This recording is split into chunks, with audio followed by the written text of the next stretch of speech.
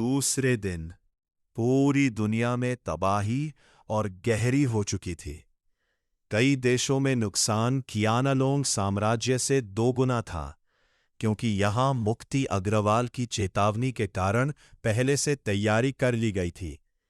बाकी जगहों पर हालात इतने खराब थे कि कुछ छोटे देश लगभग खत्म हो चुके थे, जहां अब सिर्फ थोड़े बहुत सुपर वॉरियर्स ही बचे थे। शहरों की सड़कों पर हर तरफ विकृत जीव घूम रहे थे। अंधेरे में कुटिल प्राणी छिपे हुए थे, और उच्च स्तर के अभिशाप व डिजास्टर जीव धीरे धीरे अपनी अपनी सेनाएं तैयार कर रहे थे। किंग यून हाई स्कूल में फिलहाल एक ही जनरेटर चल रहा था, जो टीचर्स डॉर्मेट्री की बिल्डिंग को बिजली दे रहा था। वहीं पर 50 से ज्यादा लोग रह रहे थे। जैसे ही बिजली आई, सभी ने सबसे पहले अपने फोन चार्ज किए और फिर तुरंत खबरें देखने लगे, क्योंकि अब हर किसी को यह जानना जरूरी था कि दुनिया का हाल क्या हो चुका है। अर्जुन वर्मा अपने कमरे में वापस आ चुका था। वह प्रिंसिपल के कमरे के बिस्तर पर लेटा था, फोन चार्ज पर लगा हुआ था। उसके शरीर के चारों ओर हल्की बिजली की चमक थी, लेकिन अजीब बात यह थी कि उसके फोन पर इसका कोई असर नहीं पड़ रहा था। कमरे में हल्की खुशबू थी, जो शायद पहले रहने वाली महिला प्रिंसिपल की थी। उसने फोन अनलॉक किया और देखा कि मुक्ति अग्रवाल के 3 मैसेज आए हुए हैं। वह उसे बार बार जवाब देने के लिए कह रही थी। अर्जुन ने छोटा सा जवाब टाइप किया, तुम मुक्ति अग्रवाल हो? मैसेज जाते ही तुरंत जवाब आया, हां, और मीरा ने बताया कि तुम इंसान हो। अर्जुन ने बिना घुमाए सीधे लिखा, मुझे ब्लैक ड्रैगन कहो और मुझे तुम्हारा शेल्टर चाहिए। मुक्ति ने शांत रहकर जवाब दिया, हम दोनों इंसान हैं, तुम यहां आ सकते हो। अर्जुन हल्का सा मुस्कुराया और टाइप किया, अगर मैं आ गया तो फैसला कौन करेगा? तुरंत जवाब आया, मैं। अर्जुन ने ठंडे अंदाज में लिखा, तो फिर बात खत्म, तुम उस जगह को बचा नहीं पाओगी। मुक्ति अब सीधे मुद्दे पर आ गई, यही वजह है कि मैं तुम्हें अपने साथ जोड़ना चाहती हूं। यहां 2 बहुत खतरनाक डिजास्टर लेवल जीव हैं। अर्जुन का जवाब तेज और स्पष्ट था, तुम मुझे नियंत्रित करना चाहती हो? तुम खुद को क्या समझती हो? मुक्ति ने भी अब सख्त लहजा अपनाया, इंसानों के पास अब प्राचीन योद्धा भी है, और तुमने जनरल विनय सिंह के पोते को मारा है। वो तुम्हें छोड़ेंगे नहीं। अर्जुन की आंखें ठंडी हो गई। मैं इंसानों का दुश्मन नहीं हूं, लेकिन अगर उन्होंने मुझ पर हमला किया तो मैं पूरे शेल्टर के ऊपरी अधिकारियों को खत्म कर दूंगा। कुछ पल की खामोशी के बाद मुक्ति ने जवाब दिया, तो फिर हम इंतजार करेंगे। उसने तुरंत अर्जुन की लोकेशन ट्रैक करने की कोशिश की, लेकिन अर्जुन पहले ही उसे हटा चुका था। मुक्ति का चेहरा सख्त हो गया।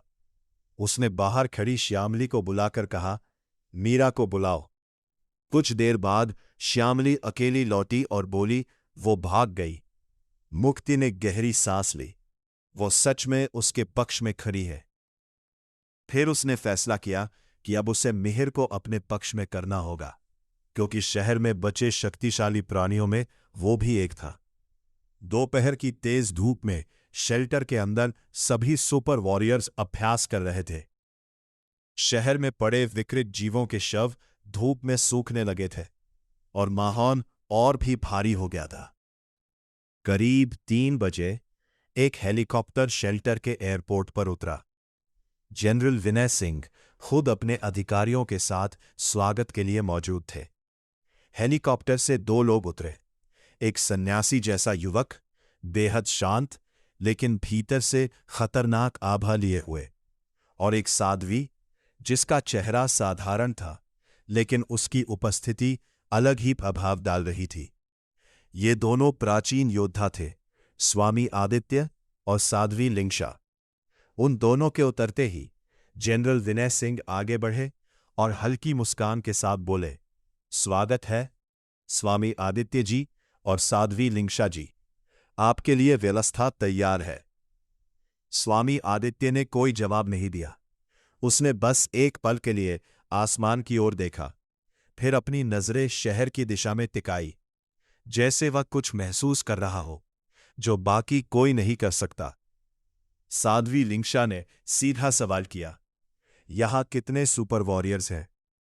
उसकी आवाज धीमी थी, लेकिन उसमें ऐसा वजन था कि आसपास खड़े सभी लोग अनजाने में सीधा खड़े हो गए। जनरल ने तुरंत जवाब दिया, करीब 750 और 8 लाख लोगों को सुरक्षित लाया गया है। कुछ सेकंड की खामोशी रही। फिर साध्वी लिंगशा ने धीमे लेकिन ठंडे स्वर में कहा, एक घोषणा जारी करो। सुपर वॉरियर अलायंस स्थापित किया जाएगा। जो इसमें शामिल नहीं होगा उसे मानवता के खिलाफ माना जाएगा और ऐसे लोगों को खत्म कर दिया जाएगा। उसकी आवाज में कोई गुस्सा नहीं था, लेकिन उसमें जो ठंडापन था वो किसी आदेश से कम नहीं था। कमरे में खड़े अधिकारियों के चेहरे बदल गए। ये सिर्फ एक घोषणा नहीं थी, ये पूरी दुनिया के नियम बदलने वाला फैसला था। जनरल विनय सिंह ने तुरंत सिर हिलाया, हमने इसका ड्राफ्ट पहले से तैयार कर रखा है। आदेश मिलते ही इसे जारी कर देंगे। कुछ देर बाद वे लोग मुख्य भवन के अंदर एक भोज कक्ष में पहुंचे। टेबल पर तरह तरह का खाना रखा था, लेकिन दोनों ने सिर्फ साधारण चावल और सब्जी ली। ना मांस, ना शराब, जैसे ये सब उनके लिए मायने ही नहीं रखता। जनरल विनय सिंह ने सही मौका देखकर धीरे से कहा, हमारे शहर में एक बहुत खतरनाक प्राणी सामने आया है, ड्रैगन जैसा। उसने कई सुपर वॉरियर्स को मार दिया। स्वामी आदित्य ने कोई प्रतिक्रिया नहीं दी। जनरल ने तुरंत अपना फोन निकाला और वीडियो चलाया। फोन पर वही दृश्य था जहां अर्जुन अपने ड्रैगन रूप में विकृत पेड़ के पास लड़ रहा था। स्वामी आदित्य बिना पलक झपकाए वीडियो देखता रहा। करीब आधे मिनट बाद उसने धीरे से सिर हिलाया और कहा, ताकतवर है, लेकिन सीमा के बाहर नहीं। उसकी आवाज में कोई घमंड नहीं था, बस एक तथ्य था। साध्वी लिंगशा ने फोन अपने हाथ में लिया। उसने वीडियो में अर्जुन के हर मूवमेंट को, हर वार को ध्यान से देखा, जैसे वो उसे याद कर रही हो। कुछ सेकंड बाद उसने फोन वापस रखते हुए कहा, यह प्राणी खतरा है। फिर उसने सीधा कहा, इसे जितनी जल्दी हो सके खत्म करना होगा। कमरे में मौजूद हर व्यक्ति ने उस बात को गंभीरता से लिया। जनरल ने जवाब दिया, फिलहाल उसका लोकेशन नहीं पता, हमें उसके दोबारा सामने आने का इंतजार करना होगा। कमरे में फिर से खामोशी छा गई, लेकिन इस बार वो सामान्य खामोशी नहीं थी, वो आने वाले टकराव की खामोशी थी। कियानलोंग एम्पायर के साए में एक अत्यंत गुप्त और घातक मिलिट्री संगठन काम कर रहा था, जिसे एक्स फोर्स के नाम से जाना जाता था। ये कोई साधारण संगठन नहीं था, ये वही शक्ति थी जो पर्दे के पीछे रहकर पूरे साम्राज्य के सुपर वॉरियर्स को नियंत्रित करती थी। एक्स फोर्स के अध्यक्ष अथर्व कश्यप थे, जो ग्रैंड मास्टर लेवल के एक एलीट योद्धा थे। संगठन के कमांड हॉल में अथर्व अपनी पैनी नजरों से सैटेलाइट प्रोजेक्शन देख रहे थे। 28 साल की उम्र, गजब की पर्सनैलिटी और ऐसा ऑरा कि कोई भी कुटिल प्राणी उस मिलिट्री बेस के आसपास फटकने की हिम्मत नहीं करता था। सुबह जब विकृत पेड़ उगा था, तो वही आदमी सिर्फ 300 प्राचीन योद्धाओं के साथ सीधे एक पूरे पेड़ पर कब्जा कर चुका था। उसकी ताकत इस समय लगभग बेजोड़ थी। उनकी पावर का लेवल इस वक्त इतना हाई था कि अगर अर्जुन वर्मा भी उनसे टकराता तो शायद एक पल में ही ढेर हो जाता। पीछे से एक बुजुर्ग तेजी से अंदर आए। हमें यकीन नहीं था, लेकिन मुक्ति अग्रवाल सच में पुनर्जन्मित है। प्रलय बिल्कुल उसी समय आया। पूरी रात ऑपरेशन चलाने के बाद भी हम अब तक केवल 10 लाख लोगों को ही बचा पाए हैं। अथर्व ने अपनी चेयर पर बैठते हुए शांत आवाज में पूछा, जानाडू के सुपर वॉरियर्स का क्या स्टेटस है? और उन फलों की लैब रिपोर्ट क्या कहती है?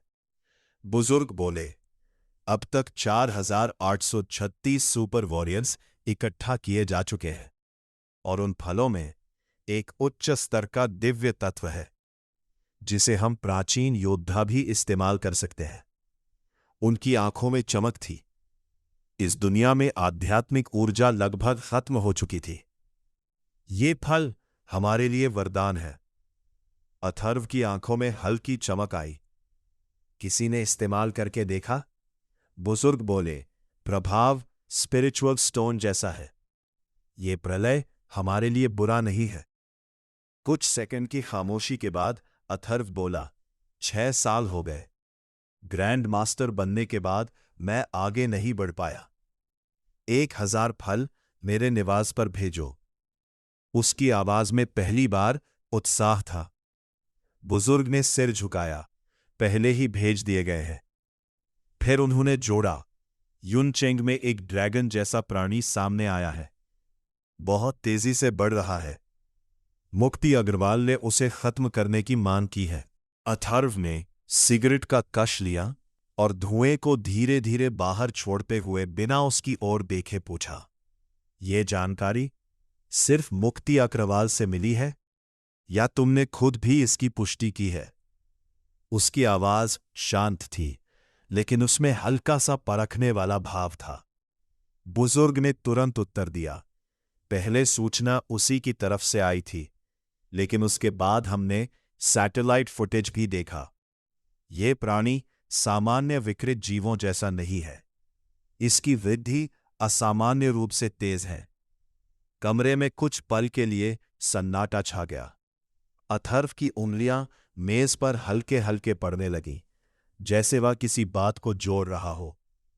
इस स्तर पर उसने धीमे स्वर में कहा, कोई भी विकृत जीव इननेट योद्धा का सामना नहीं कर सकता, है ना? यह सवाल कम और एक परख ज्यादा था। बुजुर्ग ने थोड़ा सोचकर जवाब दिया, अब तक के आंकड़ों के अनुसार नहीं। अभी तक का सबसे शक्तिशाली प्राणी भी केवल एक्वायर्ड पीक स्तर तक ही पहुंचा है।